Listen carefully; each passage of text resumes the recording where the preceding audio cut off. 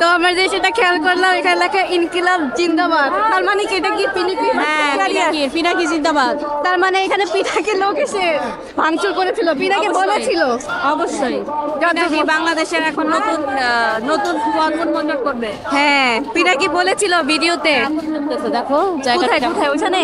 হ্যাঁ হ্যাঁ ধোঁয়া বেরোতেছে, ওইখান থেকেও ধোঁয়া বেরোতেছে, আগুন চলতেছে। মানে এখানে এখনো আগুন নিভে না, এখানে এখনো আগুন জ্বলতেছে, এখনো ভিতরে ভাঙচুর হচ্ছে।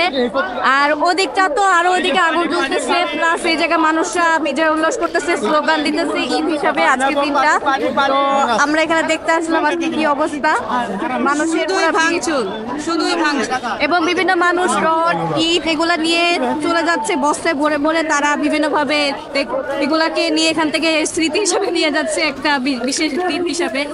আর ওইখানে খালেদা জিয়ার মতো এখানে নতুন কোনো আরো অন্য কোনো বিল্ডিং করা হবে, অন্য কোনো নির্মাণও হতে পারে, নির্মাণ হবে। আরো এখানে হচ্ছে ভাঙচুর এখনো হচ্ছে, ওখানে আরো কাজ চলতেছে। এটুকুই বলতে চাই, কারো ক্ষতি দেখে কেউ হাসবেন না, কারো ক্ষতি করার চিন্তা করবেন না, পরবর্তীতে কিন্তু নিজের ক্ষতি আসবে।